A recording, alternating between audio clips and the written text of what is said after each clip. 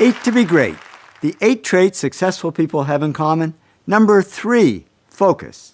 When I asked James Cameron how he managed to produce the 2 highest grossing films of all time, Titanic and Avatar, he said focus had a lot to do with it. He said you've got to be super focused, like a laser, to get anything worthwhile done. He said when I did Avatar, I was focused for 4 years. Now, I'm not saying you never think wide. At the beginning of anything, whether it's your career or a problem you're trying to solve, you got to think wide. You got to take lots of stuff in. And I say when you're young, don't focus too soon. Just know in the back of your mind that success requires a single-minded focus. As Larry Page, co-founder of Google, said to me, you should focus on one important goal, and you need to be pretty single-minded about it. It was a single-minded focus that enabled astrophysicists to build a space telescope the size of a suitcase that only cost $10 million compared to the $2 billion it cost to build the Hubble. And when I asked mission scientist Jamie Matthews about it, he said focus is the key word for our success. We pulled this off on a tight budget and short timeline because we just did one thing exceptionally well. We didn't try and make the Swiss Army knife of telescopes that did a lot of things. Successful companies focus. When Tom Monahan, the founder of Domino's Pizza, was asked the secret of his success, he said a fanatical focus on doing one thing well. Bill Gates would agree. He says if you want to be a great software company, you have to be only a software company. You can't dabble in other things. But many companies and people do dabble, and I was one of them. After 10 years in the workforce, I was dabbling in many different areas, and on the personal front, I was all over the map. So I was okay at a lot of things, but I wasn't great at any one thing. And when I looked at successful people, it was just the opposite. They're not great at everything. They're only great at one thing. Quincy Jones told me he can't even drive a car because he's focused his whole life on making great music, and that's what made him great. So I figured I had to focus and become an expert at something. So I cut out all the dabbling and focused only on photography. I became a successful advertising photographer, and I even won top awards in both photography and video. So I discovered focus really does pay off. In addition to long-term focus, there's also short-term concentration. Just being able to put our heads down and get something done right now. Jennifer Mather, a famous animal behaviorist, says, I have a ferocious ability to concentrate.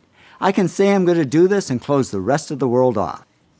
Concentration helped Yon Kim succeed. He was working at minimum wage in a 7-Eleven store.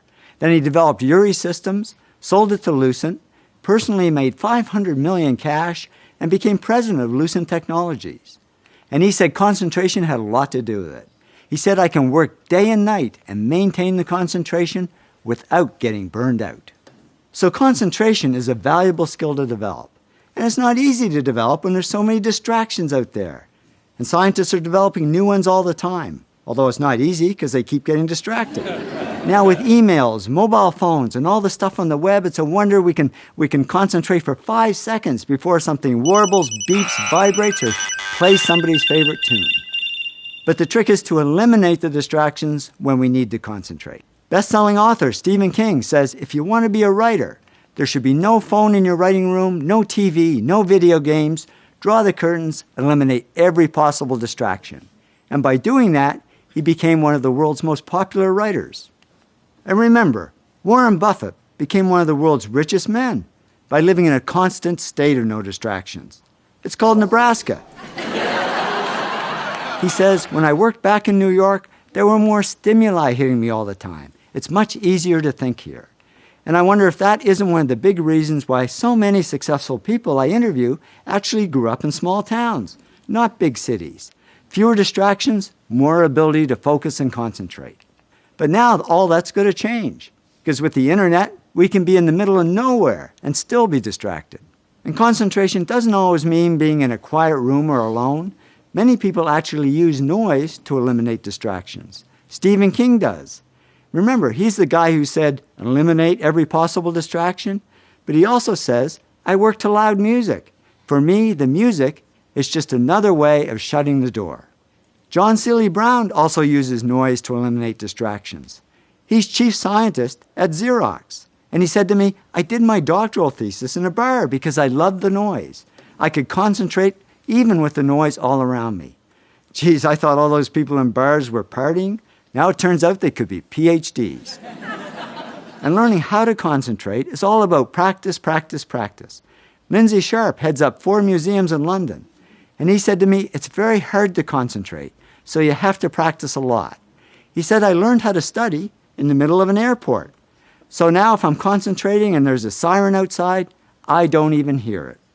The bottom line, focus helps us succeed, whether it's long-term focus or short-term concentration.